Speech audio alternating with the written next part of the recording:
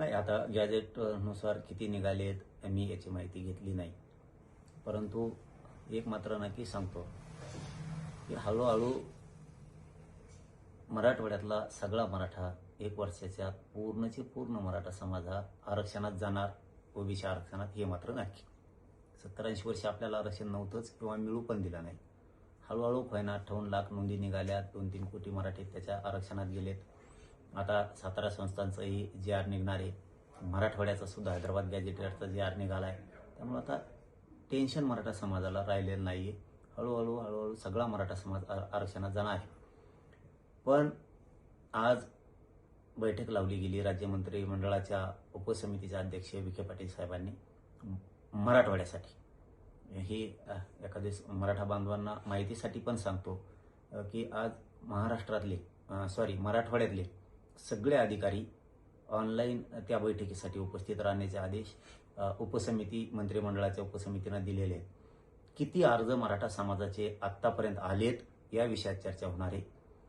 नोंदी किती सापडल्यात याविषयी चर्चा होणार आहे. म्हणजे शिंदे समितीने सापडलेल्या नोंदी किती आहेत याबद्दल, का सापडल्याच नाहीत, का सापडल्या, का सापडित नाहीत, शिंदे समिती का शोध घेत नाही, यावर सुद्धा आज चर्चा होणार आहे.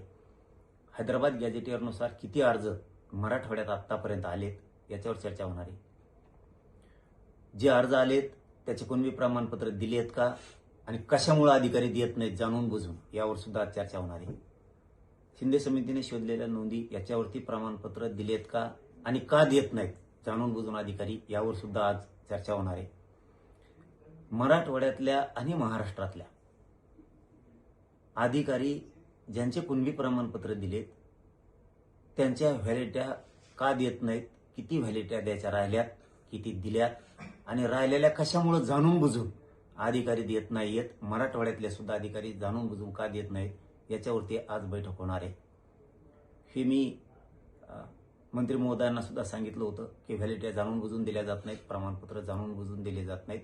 हे मुख्यमंत्र्यांच्या कानापर्यंत सुद्धा गेलं पाहिजे, राज्य सरकारच्या कानावरती ही गोष्ट गेली पाहिजे.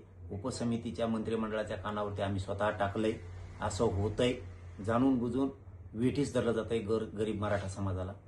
नोंदी असून कुणबी प्रमाणपत्र दिलं जात नाही, व्हॅलिडिट्या जाणून बुजून दिल्या जात नाहीत आणि हैदराबाद गॅजेटियरनुसार सुद्धा अर्ज केलेल्या बांधवांना कुणबी प्रमाणपत्र जाणून बुजून दिले जात नाहीत. धाराशिवचे एक अधिकारी तर जाहीरपणानं सांगतात की आम्हाला येसुपीच नाही आली. किती पागलपणाचं लक्षण आहे त्या अधिकाऱ्याचं. ज्यावेळेस